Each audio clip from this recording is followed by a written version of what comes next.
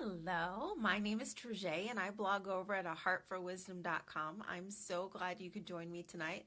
I hope you're having a wonderful evening, and I just wanted to come and give you some encouragement, something that will help you along your way, that will give you some aid along your journey, kind of like a cold drink of water if you've been outside and thirsty and you're ready to come in. And so I just want to encourage you that this is a day of transformation. This is a day that the Lord has made and that we get to rejoice in it. This is a day that we have to be alive and to celebrate life and to be connected with the people around us. And so I just want to encourage you to take some time to enjoy your day. Take a few minutes to just be able to take a breather and to be able to just take a deep breath and recharge. So I've been talking a little bit about margin. Last week we talked about margin and what it is, and so I just want to continue along that theme.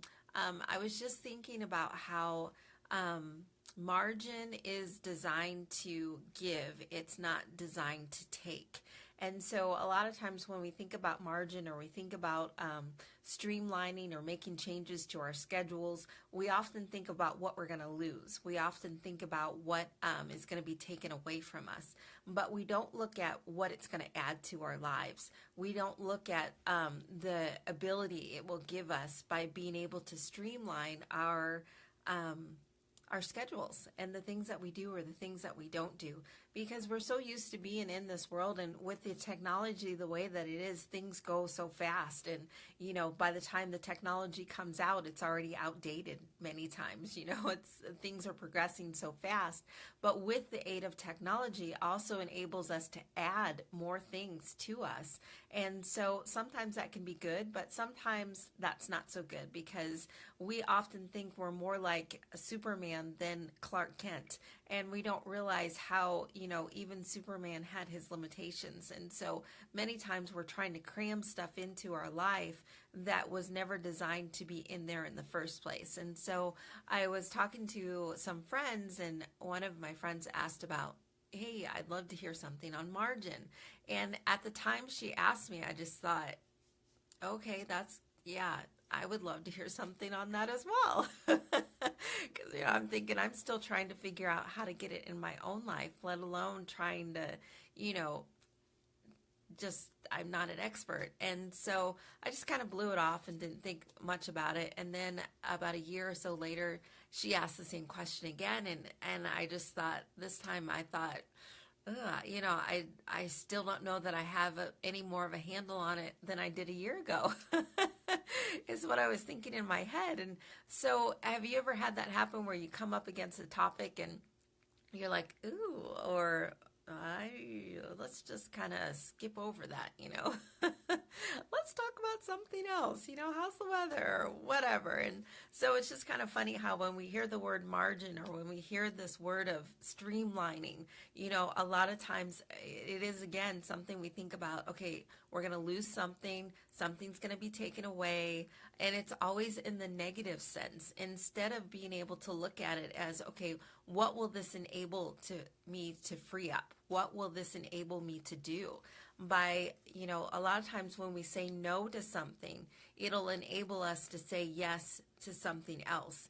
Or when we say yes to something, it's going to mean that we have to say no to something else. And so what we want to find in our lives is those things that we are designed to do. When you think about a body is designed to work together, but every part does not do the same thing. Your heart doesn't do the same thing as your brain, but you can't have one without the other, one working without the other. You need both of them to be working at their best and their peak in order for that body to function at its best and at its peak. And so in our lives, when we are doing the things that we have been created to do, doing the things that we're called to do, then margin will enable us to function at a higher level of productivity, and it will enable those that are connected to us to operate at a higher level of productivity as well. And so I just want to encourage you not to be afraid of that word margin. I'm getting over that, that initial thing of, ooh. And so margin is actually a really good word. Margin is something that started, like we talked about in the garden with God. And God had the ability. He is better than Superman. And God had the ability to create everything all in one shot. He could have done everything all at one time. He had the power, he had the ability, he had the creativity. There was nothing limiting him. He didn't have any hindrances, but yet he chose to do things step by step, day by day. Every day there was something for him to do and accomplish. And when that day's stuff was accomplished, that was it. That was the end. He didn't keep trying to force and try to make something happen and try to work himself to the bone. He just did whatever it was that was needed for that day so that he could progress to the next day. And so that's what margin allows for us to do, is to be able to make progress without suffering, progress without being pulled back or limited or less than. And so it actually enables us to operate at this top level. And so we talked about margin being like a border. A margin is a place. And, last week we talked about how margin gives you room to be able to grow and to expand, but in a way where your foundation will hold. And so I was talking to another friend on Sunday, and we were talking about foundations, and it just came up out of me about how, we don't want to be a foundation that's not been set yet. You think about how a foundation, the concrete gets poured, but they don't immediately start building on it once the concrete gets poured. They've got to let the concrete set. They've got to let it cure. And so in our own lives, we need to have room so that things can be cured, things can be set, things can be in place. Because if you move that concrete or you build on it too soon, what it's going to do is it's actually going to cause that concrete to weaken, and it's not going to be strong like it needs to be. And when you set things on top of it, it's actually going to hinder the long-term longevity of that house or of that building in the long run. It may look like a quick fix. It may look like something that is, working in our favor, but in the long run, it will actually cause more damage than if we let it sit and do its job. Well, margin is one of those things that enables us to put up a foundation, put up a border or walls, and to be able to build on our lives, build on our days without causing loss. And so whenever God tells us to do something or tells us not to do something, it's not to hurt us, it's actually to help us, because He doesn't want anything that's going to destroy that life and life more abundantly. And so we have to watch our motives. Why are we doing the things that we're doing? A lot of times, we get stuck in this rat race of, got to keep up with the Joneses, or got to keep up with, so-and-so, or, so-and-so did this. Their kids are involved in that. We've talked about this before about how, looking around us, it's easy to get, oh, maybe I should be doing this. Oh, no, maybe I should be doing, or maybe I should not be doing that. Well, so-and-so is not doing it. Well, maybe I should not be doing it, And instead of taking the time to find out, okay, God, what did you create for me? What is my day supposed to look like? In the Bible, it talks about, give us this day our daily bread. Life is meant to be daily. It even talks about in Matthew 6 about not worrying, and to only be focused on today, because today it has enough worries and troubles of its own. And so if we're trying to think years and years out, then we're trying to borrow something that we don't have the grace for. And that foundation is not set up for tomorrow. The foundation is only set up for today. And so every day we have to continually be checking in to find out, what are our orders? What are we doing today? And so I was reading this quote, and it really got to me, because it says that it says margin includes two things, remembrance and trust. And I was like, oh, wow, that is a mouthful. Margin includes two things: remembrance and trust. Remembrance of who God is, and trust that he will do what he says he will do, and trust that he will take care of tomorrow. So it was in reference to the Israelites and how with the manna, when they were delivered from Egypt, in Egypt, if anybody understood what a rat race was, it was the Israelites. When they were working in Egypt, they worked from morning, noon, and night. They were constantly being hounded to produce, to work hard, to get a certain quota, to get the job done. And if they didn't do it to the liking of their bosses or those that were in charge of them, then they paid a terrible price. But they paid a price whether they produced more or they didn't produce more, because they were under slavery. And God did not want them to live in that system anymore. God did not want them to be under that bondage. And so it says that was raised up a Pharaoh who didn't remember Joseph. And Joseph had been given lots of favor. He had brought Egypt really to a place that it was. God enabled Joseph to help Egypt to become the great nation that it was. But after a course of time, Joseph's efforts were forgotten. And so the Israelites were under oppression for about 400 years. And so, a little over 400 years of day in, day out, day in, day out, day in, day out, produce, get going, or get beat, or actually get going, and still get beat. It was a rat race. It was just one of those ones where every day they were just getting up to think about how they could survive one more day. And so the time came for them to be delivered, and they were miraculously delivered. But in that deliverance, it produced a whole new set of challenges. See, they had never had margin before.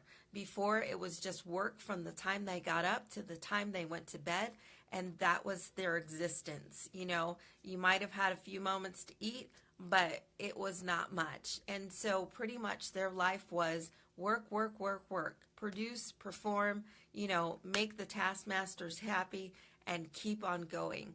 And many times in our lives, we still have that mentality of keep everybody happy, do as much as you can, get as much done, because, we've got to produce. We've got to, get this done or get this job done or whatever it is. Everybody has their own deal of just wanting to please people for whatever, reason it is. And so God wanted to take them from this lifestyle of toil to a lifestyle where they could remember him and that they could learn to trust him. He wanted to change the system that they were working under. And so that's what margin does for us, is margin wants to take us from the system of never having enough, never being able to relax, always working, always doing, always toiling, always trying to make somebody happy, and always failing. And margin wants to take us to this place of being able to remember the Lord and being able to trust him and to know that he will give us our daily bread. He will enable us to get everything accomplished that needs to be accomplished for that day, which a lot of times is not what we think. His idea of accomplishment and our idea of accomplishment can be two different things. And so as I was reading about this article on the Israelites, this is one thing that the Joey Sparks said, was that the Israelites had just been delivered from the slavery and oppression of Egypt. And God designed their schedules, including when they were supposed to go grocery shopping, so that we would remember him and trust him. Two main parts of his instruction run counter to our nature: gathering only enough for each day, which raises the question, what if I don't get enough? And taking a day off from gathering and working. How can we take the day off? We've been working every day in Egypt for decades. God is the answer to their concerns. It is he who ensures that they get enough food and that it's available every day. It is he in whom they build trust by not working one day. God intentionally commands the Israelites to create margin so that they have an automatic reminder of him and the time in which to remember him. So God wanted them to be able to remember him and to be able to have time to rest, time to enjoy. And so I was just thinking about how, we're like those Israelites a lot in this day and age. We can get things done, maybe not because we have to, maybe not because there's somebody standing over us with a whip, but sometimes just internally we have this drive or this desire to get things done. And there's nothing wrong with that, but what we need to go back to, what's the motive of why I'm doing what I'm doing? Am I doing it to please man, or am I doing it to please God? Am I doing it in obedience to man, or am I doing it in obedience to God? And so margin allows us to have this boundary, this place of protection where it's not loss, where it's not something being taken from us. It's actually something or someone being given to us.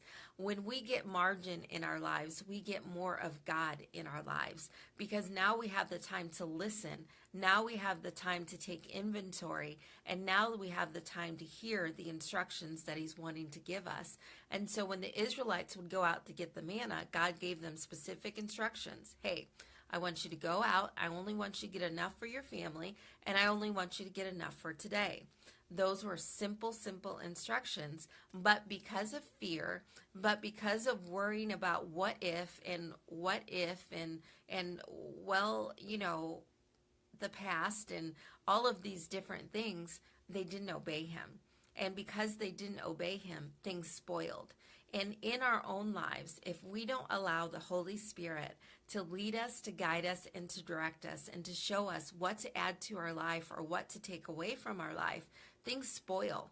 Things that should last for a long time, things that should go well, don't go well, because we're not in line or in tune with what the instructions that we've been given. And so as we allow God to incorporate margin in our day, margin in our weeks, then we allow him to be able to also keep things from spoiling. Things get preserved.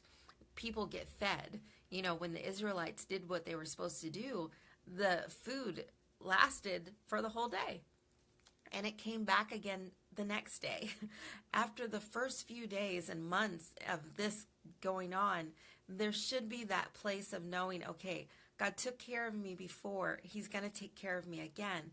But yet a lot of times we get to that place like the Israelites and we start to worry, even though Matthew 6 says, don't worry about what you're going to eat or what you're going to drink, to put the kingdom first, to put God first. And so really that's what margin does. Margin puts God first. Margin says, I want to do it your way. In Hebrews 10 out of the Message, it talks about Jesus and says, I want to do it your way according to your word, God.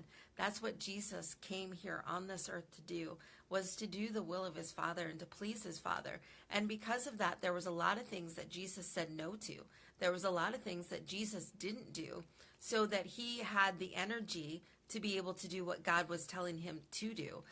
For example, his brothers wanted him to go and, hey, if you're this prophet, then you should go up to, the feast and you should just show everybody, what you can do. Because how are you going to be known if you stay here? And so, but that wasn't what he was supposed to do. And so he had to build margin by saying no.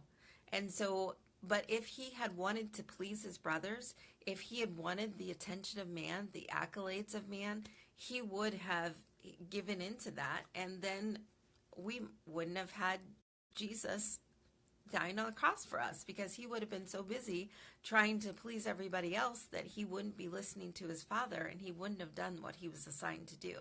And so God does not want us to get derailed doing things, anything that is going to sidetrack us from our ultimate mission. And, just like that concrete, maybe your concrete is curing right now. I know mine is. Maybe your concrete needs some more time to dry before the walls can be put up, before the pretty stuff can come in, because really without the foundation, you could bring all that stuff in, but the walls are going to settle in the concrete. It's not going to look good. It's not going to be straight. It's going to end up having water come rushing in. So there are things that we need to do in our life so that there's no waste. And as we build margin into our life, then the waste stops. things start flowing, things start moving. And so I'm just realizing in my own life, there are things this time that, things we were doing last year that we're not doing this year. And every year is different, every day is different. And so I just want to encourage you that margin means that we're flexible, adaptable, and teachable. Margin means that we don't hold on to anything so tightly that we can't let it go or let someone go. And so we have to be able to learn what should be in our life and what is not productive for our life. Because even Paul said, hey, everything's permissible, but not everything's profitable. And so I just want to encourage you, everything's permissible, but what's the profitable thing? What is it that's going to give you the energy to have for what you need up ahead? What is it that's going to allow you to have time to be able to recharge, to spend time in His Word, to spend time in His presence, to spend time getting to know Him so that you can hear His voice clearer and be able to be in the right place at the right time? I was thinking about our pastor and how our pastor was in a boating accident, and when the Coast Guard came, they asked for permission to get on board. Well, when you're in a life and death situation at that moment, it's like, yes, of course, I want you on board. But what would have happened if they would have said, okay, well, yeah, once they got on board, okay, now I think you need to do this. Here's the injured person telling the person who is come to rescue them how to do their job. And so when we don't allow margin in our life, it's like we're the injured person and we're trying to get stuff done and it's not working because we don't know what we need. We don't know how to fix ourselves, but God does. And so when we listen to what He tells us to do, then we have that peace that we need. We have the energy that we need. And so I just want to encourage you to not be afraid of margin, to not be afraid to look at your life, your budget, your time, your job, activities, kids' activities, all of those things. Don't be afraid to take a look at those things and lay them before the Lord and find out what you're supposed to keep and what needs to be let go of. Even if it's something that you've done for years and maybe it's something that comes easily and naturally to you, but it's just there's a different season and there's someone else that would be better suited for that place.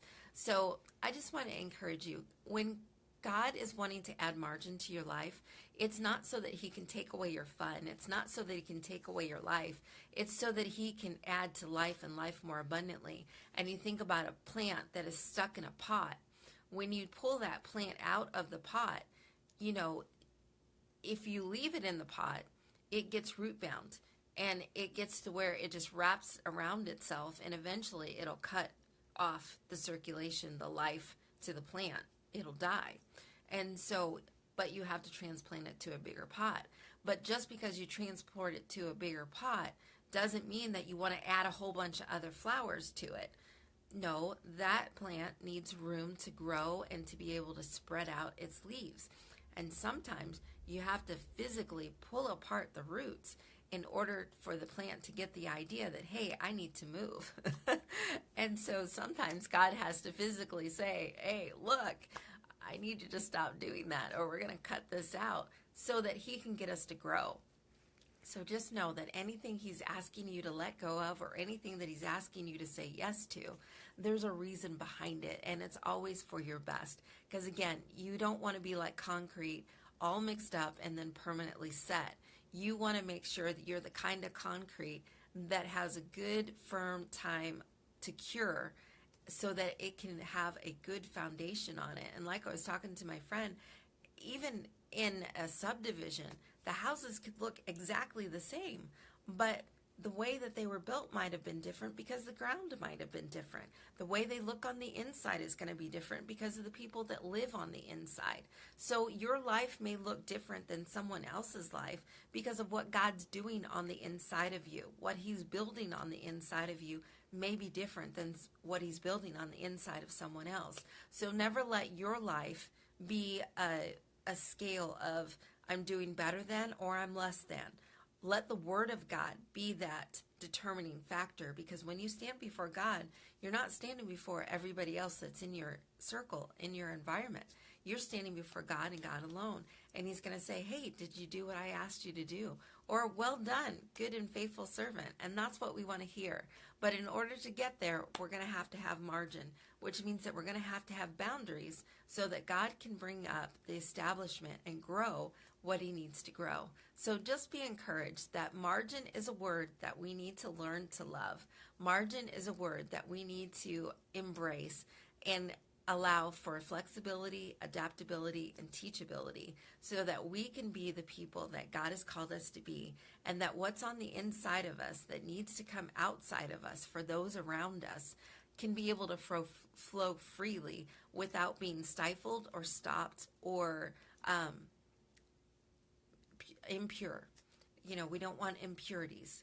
We want God's water to flow freely through us. And so margin gives us the time to do that. So be encouraged that whatever it is in your life that needs to go or that needs to stay, know that as you lay it before the Lord, he's going to give you wisdom. He's going to tell you, and it may be hard, but it will be worth it in the end. So just be encouraged that margin is not a bad word. It's actually a good word.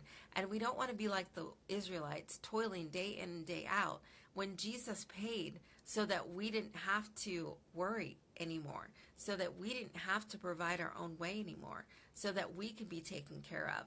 And so as we learn to remember and to trust, then we're going to find that there'll be a whole lot of free time to be able to do the things that are really important and the things that we're designed to do and created to do.